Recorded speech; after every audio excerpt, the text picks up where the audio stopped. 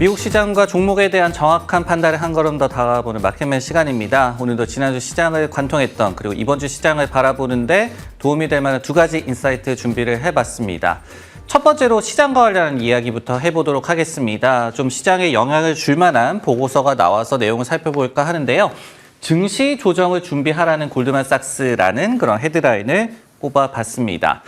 골드만삭스가 지난주 목요일 현지 시간으로 보고서를 냈습니다. 그러면서 금리 하락과 연착륙 호재에도 불구하고 올해 가파른 조정 가능성이 높아지고 있다라고 지적을 했습니다. 그러면서 세 가지의 불안 요소를 지적을 했는데요. 첫 번째로는 2년 연속 랠리를 펼친 것이 부담스럽다라고 얘기를 했습니다. 2023년과 2024년도에 각각 20% 이상의 상승이 미국 증시에서 나왔죠. 근데 이거를 지난 세기로도 뽑아본다면은 상위 7% 정도에 달하는 그런 2년간의 성과라고 합니다. 그러다 보니까 시장이 완벽에 베팅을 하고 있다. 그러니까 펀더멘털이라든지 기업 이익 여러 가지 측면에서 완벽한 상황이 벌어져야지 추가 랠리가 가능하다라는 점을 좀 지적을 했습니다. 두 번째로는요, 이 과도한 밸류에이션을 다시 한번 얘기를 했습니다. M7 종목을 제외하면요, 작년에 주가 상승의 대부분이 밸류에이션 확장 때문이었다. 그러니까 이익 성장이 뒤따르지 않는 일단은 밸류부터 확장되고 나는 그런 움직임이었다라고 얘기를 했고요. 그러면서 시장 전체 밸류에이션도 지난 20년간의 고점에 달하고 있다라고 얘기를 했습니다. 네, 이렇게 두 가지 요소를 지적을 했고요. 마지막으로 세 번째는 여전한 쏠림을 주목을 하고 있었습니다. 지난해 S&P 500 지수의 상승분의 여전히 46%를 엔비디아와 애플, 아마존, 그리고 알파벳, 브로드컴이 차지를 하고 있어서 시장의 편중 현상이 여전히 심하다는 점을 주목하고 있었습니다. 네, 이렇게 골드만삭스의 증시 조정에 관한 보고서가 나왔는데요. 저는 이 부분이 좀 더 궁금해졌습니다.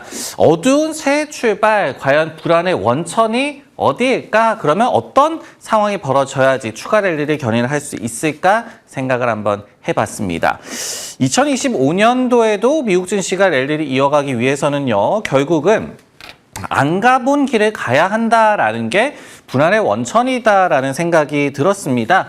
그런 점이 이제 골드만삭스의 보고서와도 좀 부합한다라고도 말씀을 드리겠는데요.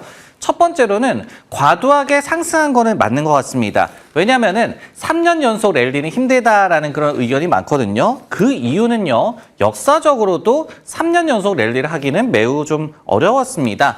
참고적으로 지난해 S&P 500 지수가 신고가를 기록한 횟수가 무려 57회였는데요. 역대로 보더라도 5번째로 많은 신고가 행진을 펼쳤던 한 해라고 정리를 해볼 수가 있을 것 같습니다.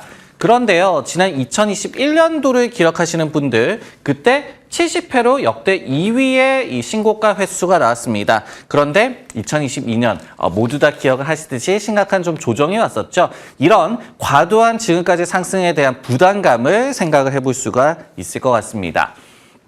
두 번째로는요, 쏠린 거는 맞다라는 그런 말씀을 드리고 싶습니다.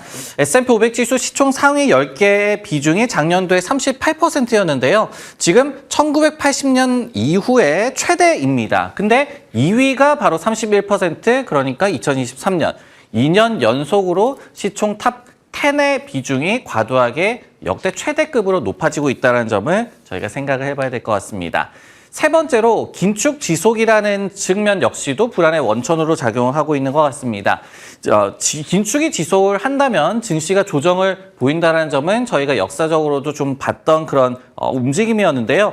미 연준의 자산 축소, 그러니까 긴축이 지속된다고 한다면은 주가가 계속 오를 수는 없다라는 게 역사적인 데이터로 좀 증명이 되어 왔습니다.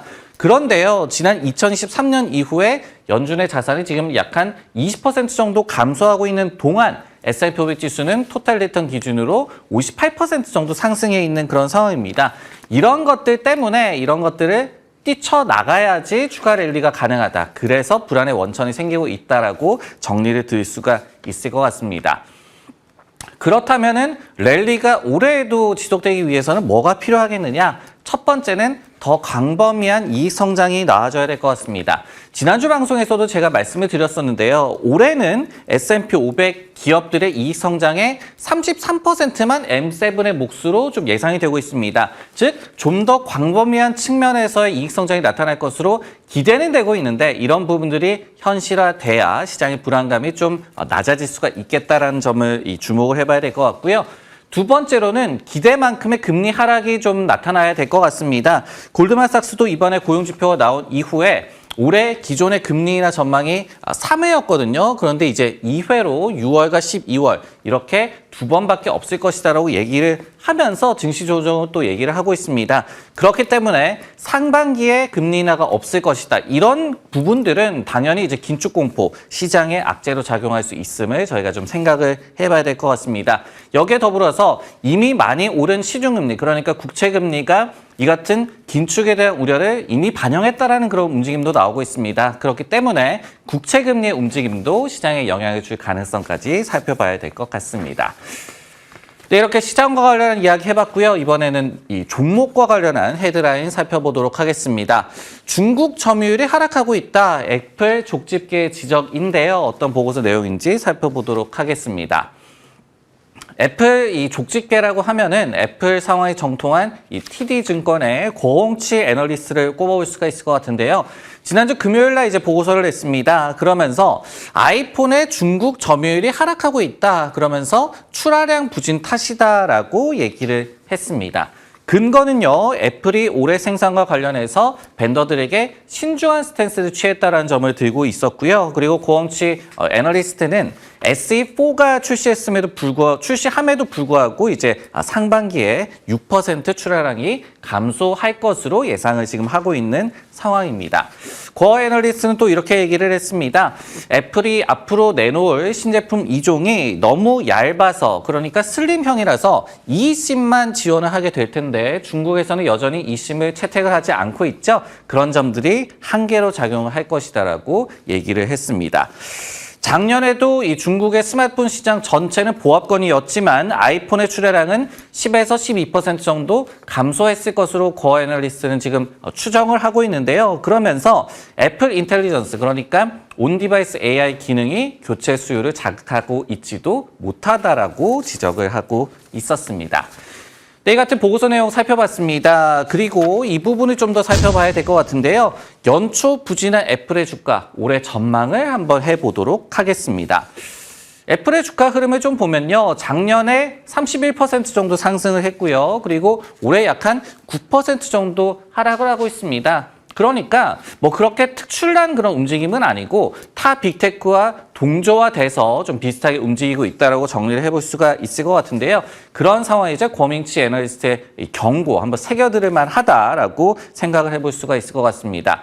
애플이 주가 흐름이 좋았을 때, 그러니까 작년 10월부터 애플이 이제 전고점을 좀 돌파를 하면서 연말까지는 이제 양호한 움직임을 보였던 바가 있었는데요. 그런데 이때가 바로 아이폰 16의 중국에서의 판매 호조가 기대되던 그런 상황이었습니다. 실제로 아이폰 16의 출시에 힘입어서 애플의 작년 3분기에 중국에서의 점유율은 15.6%로 2위를 기록을 하면서 전분기 5위권 밖으로 밀려났던 것에 비해서 반등을 이뤄냈던 바가 있었습니다.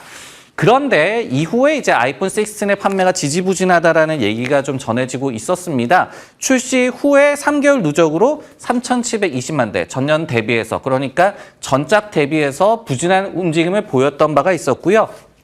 그리고 이제 출시 3개월 차 11월 월 기준으로 본다면은 1,260만 대에 그치면서 12.6% 전작 대비해서 부진한 그런 판매 수치가 나왔습니다. 결국은 중국과 그리고 아이폰 16에 대한 회의론이 전고점을 뚫고 올라가던 그런 주가 흐름에 발목을 잡았었다라고 정리를 해볼 수가 있을 것 같습니다. 그렇기 때문에 결국은 올해의 관건도 하드웨어 쪽에서 저희가 찾아볼 수 있겠다라고 결론을 낼 수가 있을 것 같고요. 우선은 SE4, 아이폰 16e라고 이름을 달고 나올 것으로 예상이 되고 있는데, 이런 아이폰 신제품이라든지 그리고 아이패드 11과 같은 4월 달에 출시가 예정이 되는 이건 신제품에 대한 평가가 좋아야 될 것 같고요. 그리고 초반 판매도 한번 지켜볼 만할 것 같습니다. 더불어 신작의 온디바이스 AI 기능이 더욱더 강화가 되겠죠. 그런 부분들이 결국은 교체 수요를 자극을 결국 해줘야 될 것 같고요. 여기에 더불어서 서비스 매출을 이 같은 AI 기능들이 증대시킨다는 점이 입증이 돼야 올해 애플의 주가가 좀 순풍을 탈 수 있지 않을까라고 예상을 해볼 수가 있을 것 같습니다. 마켓맨 오늘 준비한 내용 여기까지고요. 저는 다음 시간에 다시 돌아오겠습니다.